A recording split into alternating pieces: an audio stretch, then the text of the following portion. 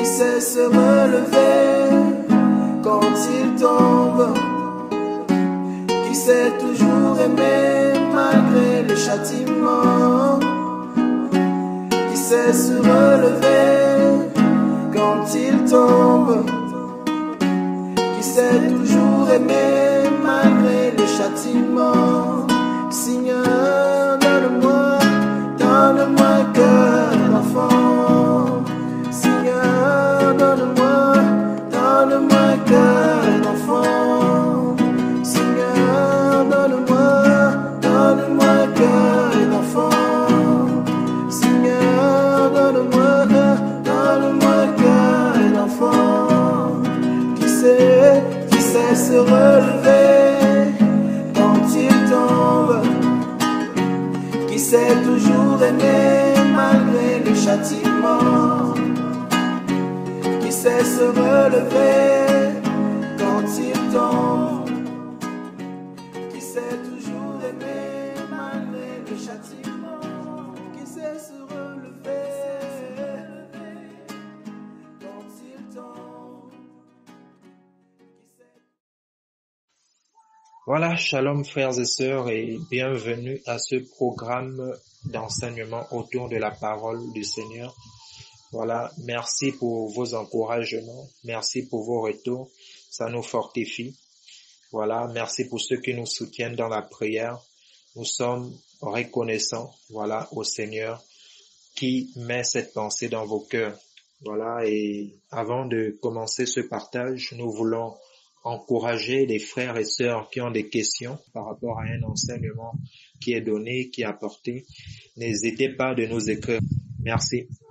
Voilà, donc aujourd'hui nous allons partager sur un thème que j'ai particulièrement à cœur. Voilà, et nous allons rendre grâce au Seigneur.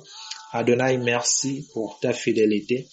Merci parce que c'est toi qui ouvres les yeux de nos cœurs afin que nous puissions voir les merveilles, Seigneur, de ton royaume, les merveilles de ta loi, que nous puissions voir, Seigneur, la splendeur de ton royaume. Adonai, sois glorifié. Tourne nos yeux vers toi ce soir. Ouvre notre intelligence et notre entendement au nom de Yeshua. Amen. Voilà, donc ce soir, nous voulons partager sur un thème. Nous allons partager comme ça sur l'autel des sacrifices. Autant pour moi l'autel des parfums. Ma voix a corché un peu. Nous allons partager donc ce soir sur l'autel des parfums. Voilà. Et je crois que le Seigneur va nous faire du bien. Restez connectés. Restez attentifs à ce que l'Esprit veut nous dire. Voilà. Les Écritures nous demandent de faire preuve de patience. On va essayer de donner l'essentiel. Alors, on va prendre Hébreux chapitre 9 à partir du verset 1er. En vérité, la première alliance, Hébreux 9, le verset 1er. En vérité, la première alliance avait aussi des ordonnances concernant le service divin et un sanctuaire terrestre. Car il fut construit un premier tabernacle, appelé le lieu saint, dans lequel était le chandelier et la table des pains de proposition. Et après le second voile était le tabernacle qui était appelé le Saint des Saints, ayant un encensoir d'or et l'arche de l'alliance entièrement couverte d'or, tout autour, dans laquelle était le vase d'or où était la manne et la verge d'Aaron qui avait fleuri.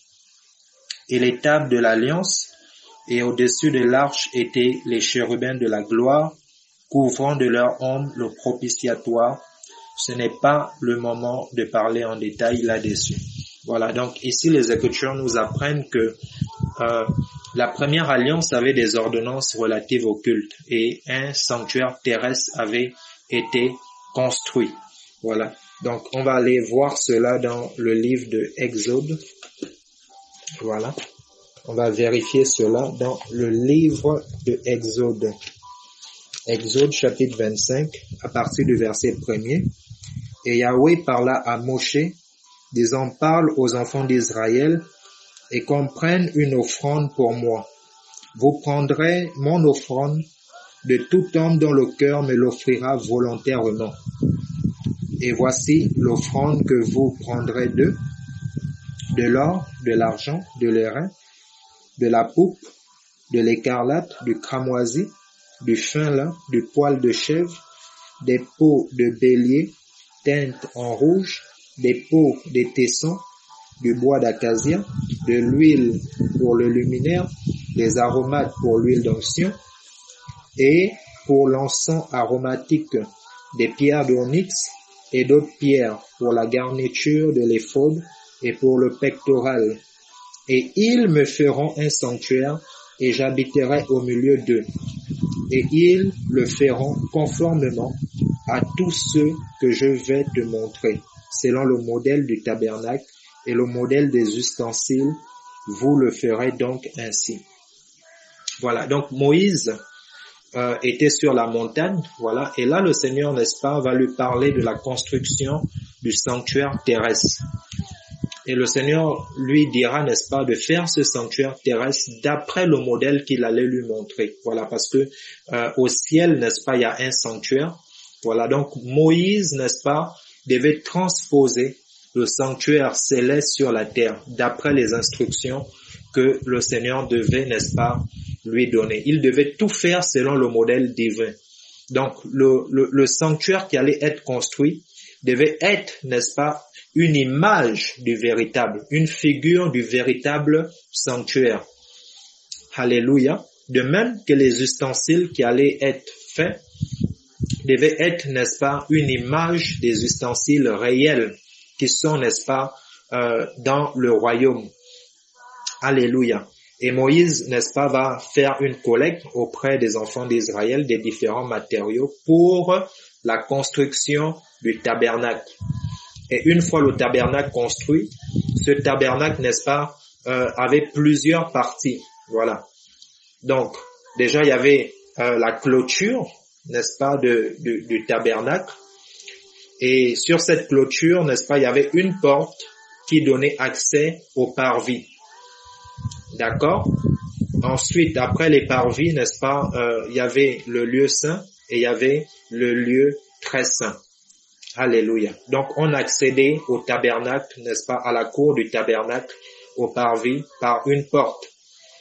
Et cette porte, n'est-ce pas, était aussi appelée la porte des brebis. La porte des brebis, c'est par là, n'est-ce pas, où les animaux qui étaient destinés au sacrifice, n'est-ce pas, on faisait rentrer ces animaux-là. Voilà. Et Yoshua, dans Jean chapitre 10, le verset 7, Yoshua se présente comme étant la porte des brebis. Voilà, il va dire, je suis la porte des brebis. Alléluia, la porte des brebis. Alléluia. Voilà, et dans Matthieu chapitre 7, d'accord,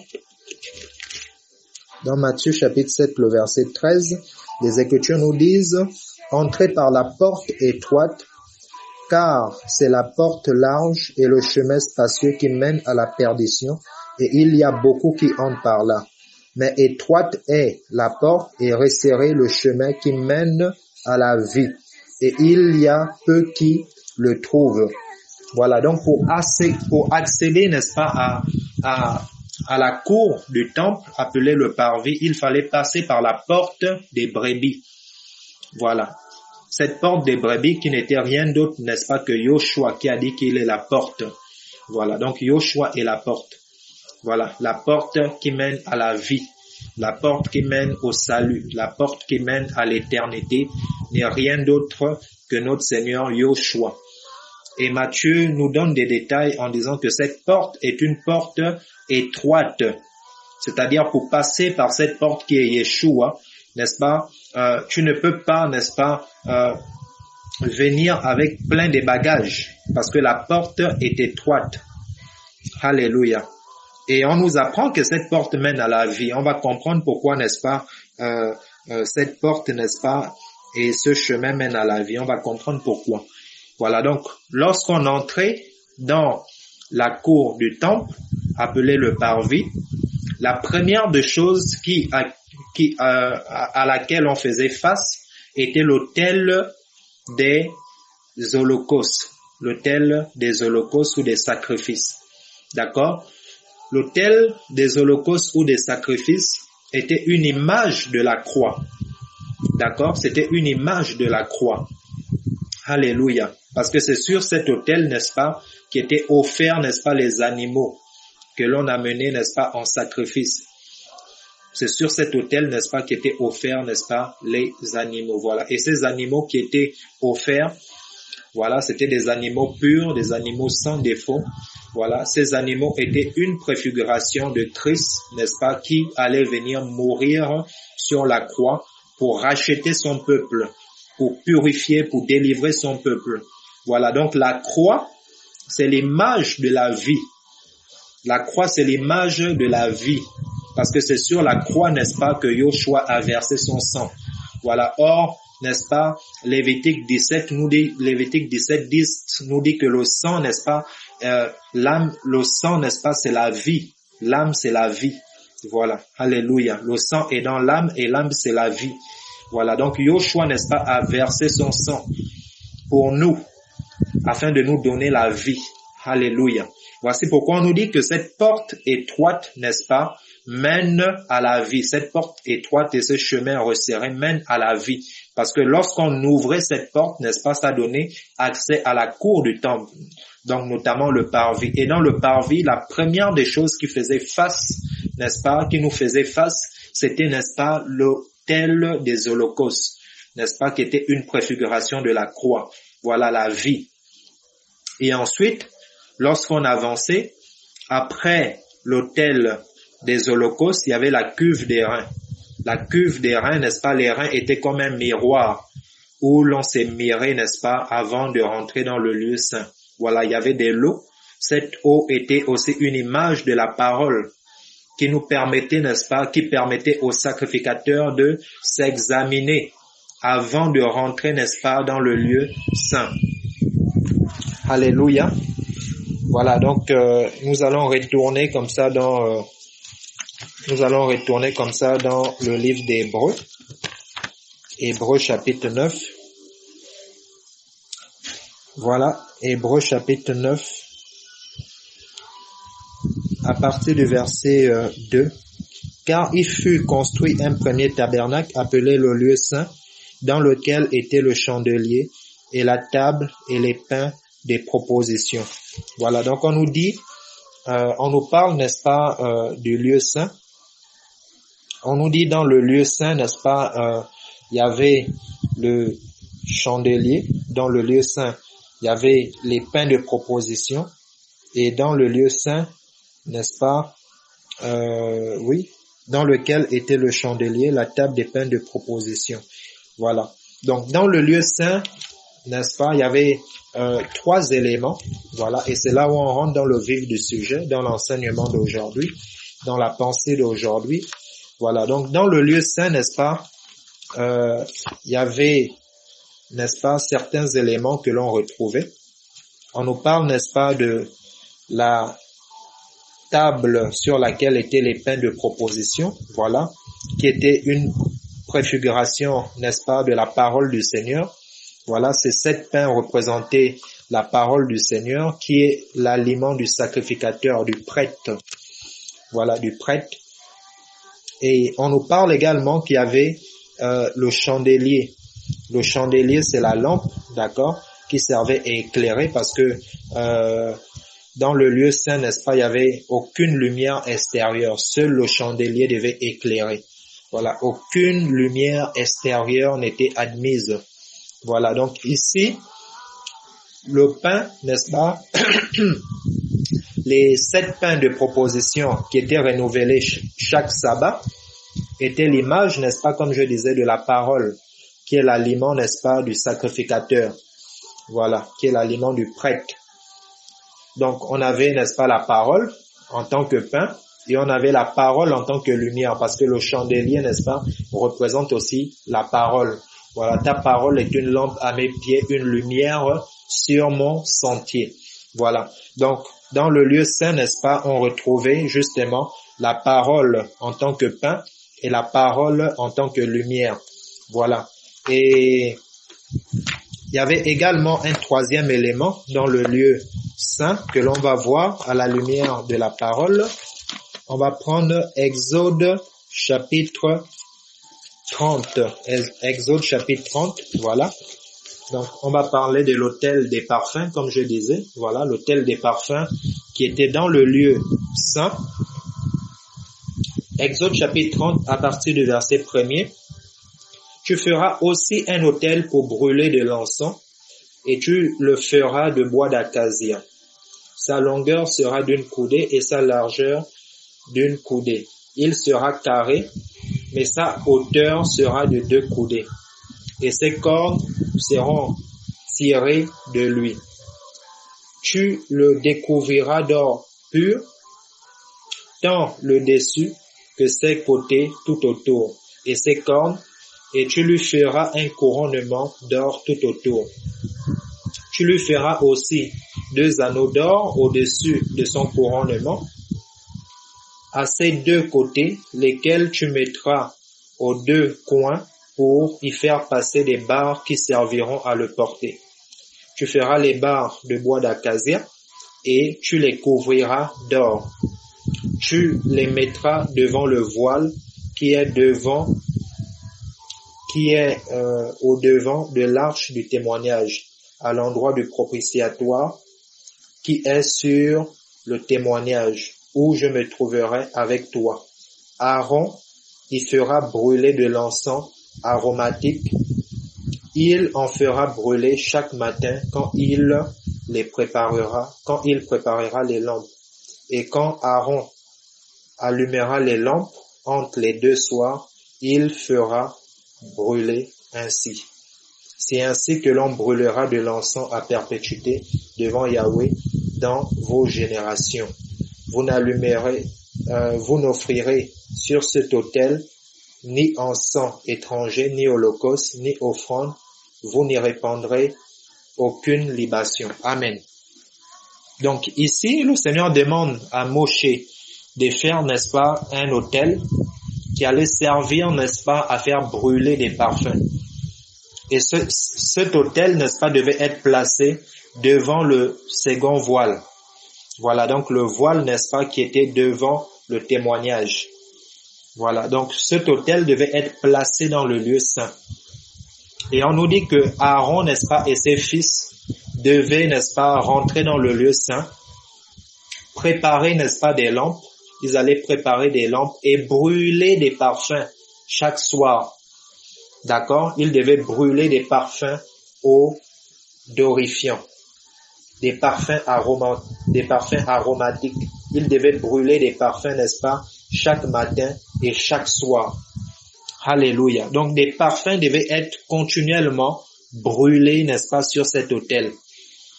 Et lorsqu'ils brûlaient ces parfums, c'était une odeur agréable qui montait, n'est-ce pas, vers le Seigneur. Donc sur cet autel-là, on ne devait pas offrir, n'est-ce pas, des holocaustes. Parce que lorsqu'on rentrait dans le sanctuaire, on croisait premièrement la porte, qui est l'image de Yeshua. Ensuite, il y avait, n'est-ce pas, la croix. Après la croix, n'est-ce pas, il fallait s'examiner quotidiennement au travers de la parole. C'était l'image, n'est-ce pas, de la cuve d'airain. Et ensuite, on rentrait, n'est-ce pas, dans le lieu saint. Dans le lieu saint, comme on a vu, n'est-ce pas, il y avait la parole en tant que pain et il y avait la parole en tant que lumière. La parole en tant que pain servait, n'est-ce pas, était l'aliment du prêtre sacrificateur. Et la parole en tant que lumière, n'est-ce pas, servait à éclairer. Alléluia. Et le parvis, n'est-ce pas, était l'image de la chair, du corps physique, qui doit, n'est-ce pas, être crucifié à la croix, avec ses pulsions, avec ses désirs, n'est-ce pas, charnels. Était l'image, n'est-ce pas, de notre corps, n'est-ce pas, physique, qui doit être crucifié, n'est-ce pas, à la croix, sur l'autel, n'est-ce pas, des sacrifices. Nous devons, n'est-ce pas, offrir, n'est-ce pas, nos corps en sacrifice, comme nous dit, n'est-ce pas, je crois que c'est Romains chapitre 12. Voilà, nous devons offrir nos corps, n'est-ce pas, en sacrifice à Yoshua. Voilà. Ensuite, n'est-ce pas, nous devons nous mirer au travers, n'est-ce pas, de la cuve d'airain. Alléluia. Et ensuite, n'est-ce pas, nous devons, n'est-ce pas, consommer la parole du Seigneur. L'homme ne vivra pas seulement de pain, mais de toute parole qui sort de la bouche du Seigneur. Voilà. Ensuite, on a le pain, on a les 7 pains, n'est-ce pas, qui représentent la parole. Ensuite, on a la lumière, n'est-ce pas, la parole en tant que lumière qui nous éclaire. Et enfin, dans le lieu saint, n'est-ce pas, qui est l'image de notre âme. Voilà. Le lieu saint était une préfiguration de notre âme, n'est-ce pas, de laquelle doit jaillir des parfums. Alléluia. Donc, dans le lieu saint, n'est-ce pas, on avait, n'est-ce pas, l'autel des parfums. Et l'autel des parfums servait à brûler de l'encens aromatique, de l'encens, n'est-ce pas, odorifiant. Et c'était un parfum agréable qui montait vers le Seigneur. C'était un parfum pur, un parfum magnifique, un parfum de bonne odeur qui montait, n'est-ce pas, vers le Seigneur. Et le Seigneur, n'est-ce pas, avait demandé, n'est-ce pas, aux Hébreux dans Exode chapitre 30, le verset 9, il dit, vous n'offrirez sur cet autel ni parfum étranger. Parce que seuls des vies qui étaient passées par la croix, seuls des vies, n'est-ce pas, qui avaient d'abord rencontré Yoshua à la porte, seuls des vies qui étaient passées par la croix, n'est-ce pas, pouvaient, n'est-ce pas, faire sortir ce parfum de bonne odeur. Ça veut dire, l'autel des parfums, n'est-ce pas, est une image, n'est-ce pas, de l'adoration qui sort de notre vie. Et une image de notre vie d'adoration. Et une image, n'est-ce pas, des prières sanctifiées, des prières des saints. Alléluia. Ça veut dire, l'autel des parfums est une image, n'est-ce pas, de la prière, parce que l'encens, c'est l'image de la prière. C'est l'image de la prière des saints. Et tu ne peux pas offrir à Yahweh, n'est-ce pas, des prières saintes si tu n'as pas d'abord rencontré la porte, si tu n'as pas d'abord rencontré, n'est-ce pas, la croix, si tu n'as pas rencontré, n'est-ce pas, la parole en tant que miroir, si tu n'as pas goûté, n'est-ce pas, à la parole en tant que pain, si tu n'as pas goûté à la parole, n'est-ce pas, si tu n'étais pas laissé éclairer, n'est-ce pas, par la parole en tant que lumière, tu ne peux pas, n'est-ce pas, offrir à Yahweh des prières saintes. Tu ne peux pas offrir à Yahweh, n'est-ce pas, une vie d'adoration qui lui est agréable. Alléluia. Ça veut dire l'autel des parfums parlait de notre vie. Que notre vie, n'est-ce pas, soit une fleur, un parfum de bonne odeur. Alléluia. Oh, Yoshua Hamashiach, l'autel des parfums. Voilà, donc on ne devait offrir sur cet autel ni parfum étranger, ni prière impure, ni vie, n'est-ce pas, impure, ni une adoration issue d'une vie impure, une vie non sanctifiée. Non, le Seigneur voulait une adoration de qualité. Le Seigneur voulait des prières de qualité. Alléluia. Oh Seigneur Yoshua. Pourquoi? Parce que la prière des saints a de prix aux yeux du Seigneur. L'adoration des saints a de prix aux yeux du Seigneur. Je vous assure que les prières qui émanent de cet autel sont tellement précieuses. Sont des prières précieuses aux yeux du Seigneur. Alléluia. Ce sont des prières terribles. La prière qui sort de cet autel est une prière, je vous assure, dont le Seigneur aime ça. Le Seigneur aime, n'est-ce pas, des prières sanctifiées. Le Seigneur aime des vies d'adoration de qualité, une adoration qui émane d'un cœur pur, des lèvres pures, des mains levées pures. Je vous assure, ça réjouit le cœur du Seigneur, ça réjouit le cœur du Mashiach. Alléluia. Nous allons prendre Apocalypse chapitre 8. Oh, que la parole nous fasse du bien, mes frères. Apocalypse chapitre 8. On va parler un peu de ces prières-là, la qualité de ces prières-là qui émanent de cet autel. Oh, c'est magnifique. Yoshua Hamashiach, Yahweh Shikenu. Alléluia. Apocalypse chapitre 8. Regardez mes frères. Quand il ouvrit le 7e sceau, il y eut un silence dans le ciel d'environ une demi-heure. Et j'ai vu les 7 anges qui se tiennent devant Elohim, et 7 trompettes leur furent données. Et un ange vint et se tint devant l'autel, ayant un encensoir d'or. Et plusieurs parfums lui furent donnés pour les offrir avec les prières de tous les saints sur l'autel d'or qui est devant le trône. Alléluia. Frères, suivez très bien ici ce qui se passe. On nous dit, lorsqu'il ouvrit le 7e sceau, il y a eu un silence dans le ciel d'environ une demi-heure. Or, au ciel, n'est-ce pas, les anges ne cessent de crier Saint, Saint, Saint, Saint est Yahweh des armées. La terre entière est remplie de sa gloire. Mais là, lorsqu'ils vont ouvrir, n'est-ce pas, lorsque le 7e sceau va être ouvert, on nous dit il y a eu un silence dans le ciel d'environ une demi-heure. Pourquoi? Parce que les prières des saints allaient être, n'est-ce pas, offertes, allaient monter vers le Seigneur. Ça veut dire, même le Seigneur a demandé, n'est-ce pas, parce que au ciel, n'est-ce pas, il y a une chorale.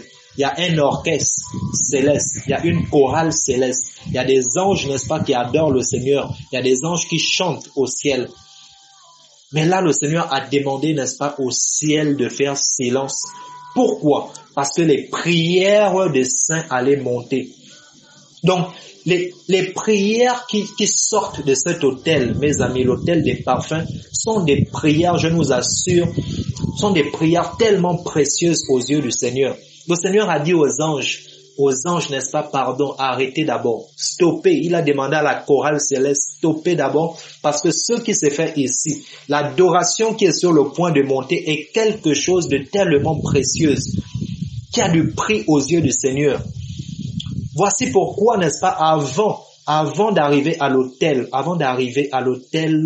n'est-ce pas, des parfums, il fallait d'abord passer par la porte. Il fallait rencontrer la croix, où ta chair allait être dépouillée, où ton orgueil allait être dépouillé, où n'est-ce pas, tes titres allaient être dépouillés. Il fallait d'abord passer par la croix, qui est l'image de la crucifixion de notre chair. Il fallait, n'est-ce pas, passer, n'est-ce pas, par la cuve des reins, qui est ce miroir, n'est-ce pas, qui va te montrer, n'est-ce pas, ton état en profondeur. Alléluia. Il fallait manger, n'est-ce pas, la parole. Il fallait se laisser éclairer par le chandelier dans les moindres aspects de sa vie. Et à partir de là, tu peux offrir au Seigneur une adoration de qualité. Tu peux offrir au Seigneur des prières de qualité. Alléluia. Une prière, n'est-ce pas, qui a du prix aux yeux du Seigneur. Le Seigneur a demandé à l'orchestre céleste de faire silence parce que les prières des saints étaient en train de monter. Alléluia. Ouf! Oh frère, je nous assure frère. On nous dit, et la fumée des parfums monta avec les prières des saints de la main de l'ange devant Elohim. Alléluia. Ouf! Alléluia, alléluia. Les prières des saints, mes frères, c'est quelque chose de magnifique, les prières des saints. Alléluia. Oh, l'autel des parfums, l'autel des parfums, l'autel des parfums. Le Seigneur veut que notre vie, comme je disais, le lieu saint était une préfiguration de notre âme. Le Seigneur veut qu'on puisse l'aimer de tout notre cœur, de toute notre âme, de tout notre cœur, de toute notre âme et de toute notre pensée, notre esprit. Donc notre âme doit s'attacher au Seigneur. Notre âme doit le rechercher, excusez-moi. Notre âme doit l'adorer. Oh, alléluia. C'est magnifique, frères et sœurs. C'est magnifique, frères et sœurs. La parole du Seigneur est magnifique. Alléluia. Oh, les prières des saints. Seigneur, que ma prière soit de qualité. Que ma prière soit de qualité, Adonai. Je ne veux pas t'offrir des prières étrangères. Je ne veux pas t'offrir, Seigneur, un parfum étranger. Oh, Seigneur, une vie d'apparence. Oh, je ne veux pas t'adorer, Seigneur, avec des lèvres impures, avec un cœur méchant, un cœur mauvais, Seigneur, un cœur rempli d'hypocrisie. mais que mon adoration, Seigneur, soit véritable, que mon adoration soit pure. Alléluia. Donc, nous allons retourner dans le livre, dans le livre d'Hébreux, chapitre 9. Hébreux, chapitre 9. Voilà, j'ai envie de toucher quand même un aspect. Voilà, Hébreux, chapitre 9, à partir du verset 11. Il dit, mais Christ aussi est venu comme le grand prêtre des bonnes choses à venir. Il a traversé un tabernacle plus excellent et plus parfait, qui n'est pas un tabernacle construit de mains d'hommes, c'est-à-dire qui n'est pas de cette création.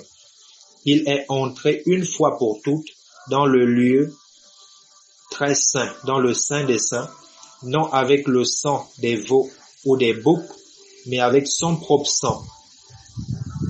Après avoir obtenu une rédemption éternelle, car si le sang des boucs et des taureaux et la graisse et la sonde de la génisse, autant pour moi, répandue sur ceux qui sont souillés, sanctifie et procure la pureté de la chair, combien plus le sang de Christ, qui, par l'Esprit éternel, s'est offert lui-même à Elohim sans tache, purifiera-t-il votre conscience des œuvres mortes pour servir l'Elohim vivant. Alléluia. Voilà. Donc, Aaron, n'est-ce pas, devait faire brûler ses parfums, n'est-ce pas, chaque jour, le matin et le soir. Des parfums de bonne odeur, n'est-ce pas, devaient monter vers le Seigneur, le matin et le soir. C'est-à-dire notre vie, n'est-ce pas, doit faire monter vers le Seigneur continuellement des parfums de bonne odeur. Nous devons marcher dans la sanctification tous les jours de notre vie. Nous devons commencer notre journée, n'est-ce pas, dans la sanctification et terminer notre journée, n'est-ce pas, dans la sanctification. Afin que ces parfums, n'est-ce pas, de bonne odeur montent continuellement vers le Seigneur. Donc cette sainteté, cette vie de sanctification ne doit pas dépendre de la présence des frères. Non. Nous devons d'abord le faire, n'est-ce pas, parce qu'on aime le Seigneur, parce qu'on aime Yahweh, on aime notre Elohim, et parce qu'on aime que les frères soient là ou pas, on se sanctifie, n'est-ce pas, pour notre Seigneur. Alléluia. Et les Écritures nous apprennent que au-delà du voile, n'est-ce pas, il y avait le lieu très saint. Il y avait le lieu très saint dans lequel était l'arche, n'est-ce pas? Et dans l'arche, n'est-ce pas, il y avait la manne et il y avait le bâton d'Aaron qui avait fleuri. Et sur le couvert de l'arche, n'est-ce pas, appelé le propitiatoire, il y avait des chérubins qui étendaient de leurs ailes. Alléluia. Et les Écritures nous apprennent que sous la loi, le souverain sacrificateur, n'est-ce pas, rentrait dans le lieu très saint une seule fois. Alléluia. L'Esprit vient de me souffler quelque chose que j'ai envie de développer rapidement. Donc, les Écritures nous apprennent que le souverain sacrificateur rentrait dans le lieu très saint une seule fois par année. Il pouvait rentrer, n'est-ce pas, dans le lieu saint, n'est-ce pas, chaque jour pour préparer les lampes et pour brûler des parfums. Mais dans le lieu très saint, il ne devait rentrer qu'une seule fois par année. Ça veut dire, chaque jour, il avait accès à la porte, il avait accès, à l'autel des holocaustes, d'accord, à l'autel des holocaustes, il avait accès à la cuve des reins, il avait accès, n'est-ce pas, au lieu saint, mais pour le lieu très saint, c'était une fois par année, lors de la fête que les Hébreux appellent, n'est-ce pas, le Yom Kippour, la fête du grand pardon. Durant cette fête, n'est-ce pas, on prenait 2 taureaux, n'est-ce pas, que l'on apportait dans le parvis. Ensuite, le peuple, n'est-ce pas, le sacrificateur posait sa main, n'est-ce pas, sur la tête du taureau. Il répandait le péché de ses propres péchés et le péché du peuple, d'accord, sur ce taureau qui était relâché ensuite dans le désert. Ensuite, le deuxième taureau, n'est-ce pas, était sacrifié et le sang était porté dans le lieu très saint. Le sang était, n'est-ce pas, porté dans le lieu très saint. Et avec ce sang, n'est-ce pas, on faisait, n'est-ce pas, la propitiation. Était aspergé, n'est-ce pas, sur le couvert du temple appelé le propitiatoire, afin que le Seigneur soit apaisé. Voilà, propitiatoire et l'astérion veut simplement dire apaisement. Donc le sang servait à apaiser le Seigneur. Alléluia. Donc il fallait, n'est-ce pas, amener ce sang, n'est-ce pas, dans le lieu très saint, afin que Yahweh soit apaisé. Parce que le Seigneur disait, l'âme qui pêche, c'est celle qui mourra. Voilà. Or là, les péchés étaient transmis, n'est-ce pas, sur la victime. Ensuite, la victime était égorgée. Voilà. Une des victimes était relâchée, n'est-ce pas? Celle sur qui on imposait les mains était relâchée dans le désert. L'autre victime était égorgée et le sang était apporté dans le lieu très saint. Alléluia. Et le souverain sacrificateur, n'est-ce pas, faisait cet acte une fois par année. Une fois par année. Il ne pouvait pas répéter cela 2 fois, n'est-ce pas, dans l'année. C'était une seule fois l'année. Pourquoi une seule fois? Parce que cette année, au fait, était une année prophétique. Voilà. L'année en question était une année prophétique. Ça parlait simplement de l'année de la grâce. Alléluia. Cette année, n'est-ce pas, parlait de l'année de la grâce. Parce que Yoshua, n'est-ce pas, est venu proclamer une année de grâce. Et durant l'année de la grâce, n'est-ce pas, dans Hébreux chapitre 9, le verset 11, on nous dit Christ est venu comme le grand prêtre des bonnes choses à venir. Il a traversé le tabernacle plus excellent et plus parfait, qui n'est pas un tabernacle construit de mains d'hommes, c'est-à-dire qui n'est pas de cette création. Et il est entré une fois pour toutes dans le lieu saint, dans le lieu très saint autant pour moi, dans le saint des saints. Et non avec le sang des boucs ou des taureaux, mais avec son propre sang. Donc Yoshua est arrivé, tout comme le souverain sacrificateur faisait, n'est-ce pas, cet acte une fois par année. Yoshua est arrivé, n'est-ce pas, il a posé de façon prophétique, il a, n'est-ce pas, accompli de façon prophétique ce que les Hébreux faisaient continuellement. Voilà, parce que l'année en question représentait l'année de la grâce. L'année de la grâce, n'est-ce pas, qui est décrit, n'est-ce pas, dans le livre de Ésaïe, chapitre 61, où le Seigneur dit, n'est-ce pas, qu'il est venu publier une année de grâce. L'Esprit du Seigneur est sur moi parce qu'il m'a oint pour évangéliser les pauvres. Il m'a envoyé libérer les captifs, renvoyer, n'est-ce pas, pour renvoyer libres les opprimés, n'est-ce pas, et pour publier une année de grâce du Seigneur. Donc Yoshua est arrivé durant l'année de grâce, il est rentré dans le tabernacle parfait avec son sang, n'est-ce pas, qu'il a offert une seule fois pour toutes. Alléluia, une seule fois. Ça veut dire, n'est-ce pas, lorsque le souverain sacrificateur rentrait une fois, n'est-ce pas, par an, cette année parlait de l'année de grâce et il n'y a qu'une seule année de grâce. Voici pourquoi il ne devait rentrer qu'une seule fois dans le Saint des Saints. Parce que cette année parlait de l'année de grâce. Et Yoshua est arrivé durant l'année de grâce. Il a traversé le tabernacle parfait. Il a offert son sang précieux. Alléluia. Oh, c'est magnifique. Voilà, c'était une parenthèse que j'ouvrais comme ça. L'Esprit me soufflait cela. Je voulais partager cela avec nous. Voilà, donc pour revenir à l'autel des parfums, voilà, comme je disais, cet autel, au fait, parle de la qualité de notre adoration. De la qualité de notre adoration. Alléluia. Ça parle de la qualité de notre adoration, de notre vie sanctifiée.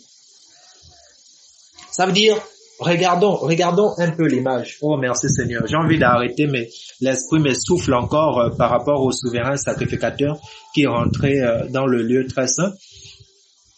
Regardez. Aaron devait se préparer avant de rentrer dans le lieu très saint. Il ne pouvait pas rentrer dans le lieu très saint sans le sang. Il devait rentrer absolument avec du sang, mais pas n'importe quel sang, un sang pur, un sang parfait, un sang sans tache, qui était l'image, n'est-ce pas, du sang de Christ qui devait, n'est-ce pas, être répandu à la croix. On est d'accord? Et si Aaron rentrait dans le lieu très saint, sans être sanctifié, n'est-ce pas, il devait être frappé. Voici pourquoi il avait des clochettes autour de rein, on l'attachait des clochettes autour de rein et une cloche, et une corde autant pour moi. Et lorsqu'il rentrait, n'est-ce pas, on entendait le son des clochettes. Et si on n'entendait plus le son des clochettes, cela signifiait que le jugement du Seigneur était tombé sur lui. D'accord? Parce que le lieu très saint, ce n'est pas tout le monde qui pouvait rentrer dans le lieu très saint. Seul, n'est-ce pas, seul Aaron pouvait entrer dans le lieu très saint une fois par an. Et on a vu que cette année représentait, n'est-ce pas, l'année de grâce. N'est-ce pas, l'année de grâce. Donc, Yoshua est arrivé durant l'année de la grâce, d'accord? Il est rentré dans le tabernacle par excellence qui n'a pas été construite des mains d'hommes pour offrir, n'est-ce pas, à Yahweh un sacrifice parfait, un sacrifice qui est agréable au Seigneur. Et son sang a été répandu, n'est-ce pas, sur le propitiatoire, le couvercle de l'arche. Voilà. Et je disais que propitiatoire, n'est-ce pas, vient de l'hébreu ilastérion qui signifie, n'est-ce pas, apaisement. Voilà. Donc Yahweh a été apaisé. Le châtiment qui devait tomber sur nous est tombé sur le Seigneur. Il a pris notre place.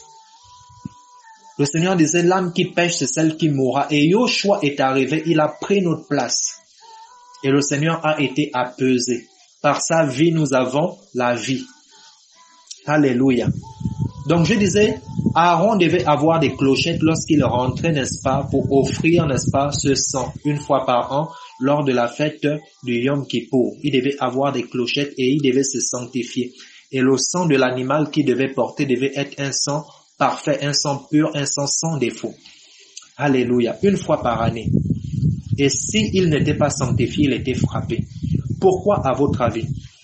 Au fait, le lieu très saint, pour votre information, était une image du trône du Seigneur. Ça veut dire le trône du Seigneur est placé dans le lieu très saint. Alléluia. Regardez, on va relire Apocalypse chapitre 8. Oh Seigneur, merci. Apocalypse chapitre 8, le verset 1er. Quand il eut ouvert le 7e sceau, il y eut un silence dans le ciel d'environ une demi-heure. Alléluia. Et je vis les 7 anges qui se tiennent devant Elohim, et les 7 trompettes leur furent données. Et un ange vint et s'éteint devant l'autel, ayant un encensoir d'or, et plusieurs parfums lui furent donnés, avec les prières des saints, avec les prières de tous les saints, sur l'autel d'or qui est devant le trône. Alléluia. Ici, n'est-ce pas, on nous apprend que l'autel des parfums était placé devant le trône. Or, l'autel des parfums, n'est-ce pas, était placé, d'accord, devant le second voile, dans le lieu saint. Donc, le lieu très saint, n'est-ce pas, les Écritures nous disent que le lieu très saint, n'est-ce pas, c'est l'endroit, c'est l'emplacement du trône du Seigneur.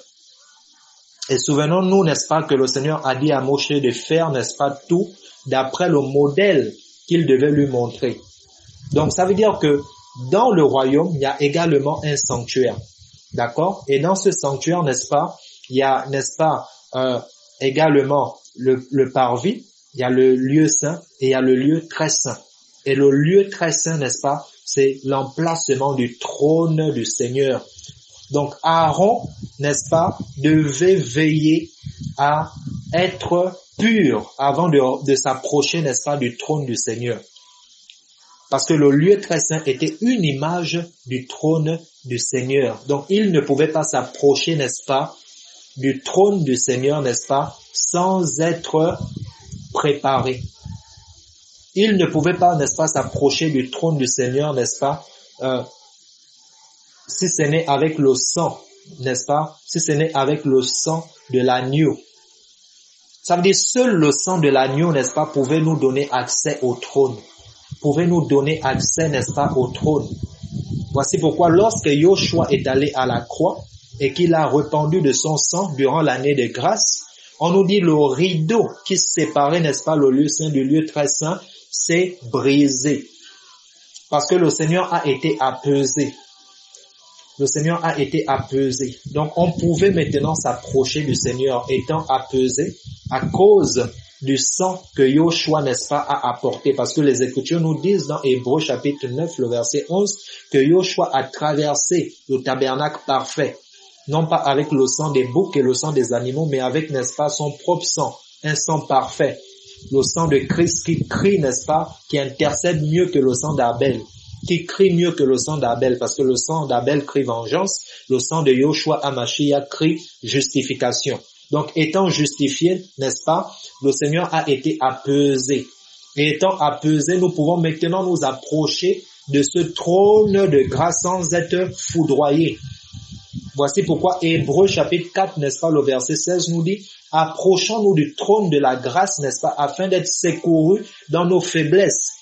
Car nous avons un souverain sacrificateur compatissant qui était tenté en toutes choses. Et du fait qu'il était tenté en toutes choses, il peut mieux compatir. Alléluia. Ça veut dire le chemin, n'est-ce pas, du trône du Seigneur a été ouvert. Désormais, on peut s'approcher du trône de la grâce. Désormais, on peut s'approcher du trône, frère. Alléluia. Désormais, on peut s'approcher du trône de la grâce. Pourquoi? Parce que c'est l'année de la grâce. Yoshua est venu, n'est-ce pas, répandre de son sang parfait pour nous justifier, pour que le Seigneur soit apaisé envers nous. Et désormais, on peut s'approcher, n'est-ce pas, du trône de la grâce pour être secouru dans nos faiblesses, pour adorer le Seigneur, pour le voir dans sa gloire, pour le contempler. Alléluia. Oh, magnifique es-tu. Waouh. Vous vous imaginez? Les Hébreux, n'est-ce pas, Aaron devait attendre, n'est-ce pas, une fois par année pour rentrer dans ce lieu saint. Mais lorsque Yoshua est arrivé, le rideau était déchiré. Désormais, on peut s'approcher de ce trône à tout moment. On peut s'approcher de notre papa d'amour. On peut s'approcher de notre papa d'amour, de notre papa Jésus, de notre papa chéri. On peut s'approcher de lui, frères et sœurs, mais c'est magnifique. Alléluia. On peut s'approcher de Yoshua. On peut s'approcher du Père Céleste. On peut s'approcher et l'adorer. Papa chéri, lui dire je t'aime. Oh, alléluia. On peut s'asseoir sur ces cuisses d'amour sur lesquelles il est écrit Roi des rois et Seigneur des seigneurs et l'adorer, mes frères et sœurs. Oh, alléluia. Magnifique es-tu, papa. Magnifique es-tu pour ta parole, pour ta parole. Oh, sois glorifié, Yeshua, sois glorifié, Adonai.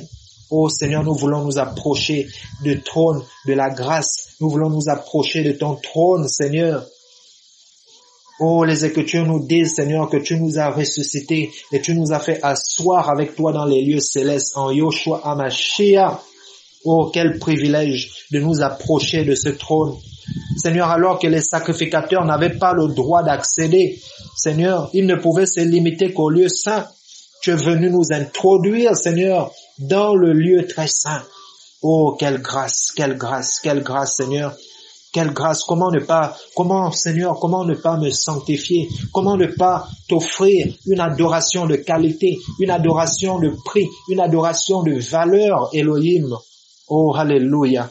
Oh Seigneur, sois glorifié. Seigneur, produis en nous, Seigneur, une adoration parfaite. Nous voulons faire monter vers toi des parfums, Seigneur, de bonne odeur, des parfums de qualité, des prières sanctifiées, des prières qui t'honorent, des prières, Seigneur, faites selon ta parole. Au nom de Yeshua HaMashiach, oh alléluia. Oh Seigneur, viens restaurer, Seigneur, ce parfum. Viens ôter, Seigneur, les parfums étrangers, Seigneur. Oh Seigneur, ces chrétiens qui t'adorent, Seigneur, dans la fausseté, qui t'adorent, Seigneur, dans tout et n'importe quoi. Seigneur, viens ôter les parfums étrangers. Viens restaurer, Seigneur, des parfums de bonne odeur, des parfums de qualité, des parfums de valeur. Alléluia. Que l'église de la fin de temps t'adore, Seigneur, dans une dimension terrible, Seigneur, dans une adoration véritable. Viens restaurer, Seigneur, l'adoration véritable. Viens restaurer, Seigneur, oh Seigneur, l'adoration restauration véritable. Viens restaurer nos prières. Viens ôter, Seigneur, des prières faites avec formalisme. Seigneur, nous voulons, Seigneur, des prières faites avec amour. Des prières, Seigneur, faites selon ta parole, dans l'obéissance. Oh, alléluia. Au nom de Yeshua HaMashiach. Oh Seigneur, viens booster ton peuple, viens booster ton peuple, ramène ton peuple Seigneur à la crainte, ramène ton peuple à la sainteté au nom de Yeshua HaMashiach. Oh Seigneur, sois glorifié, merci pour ta parole, merci pour ta parole. Alléluia. Voilà frères et sœurs, je vais m'arrêter par là.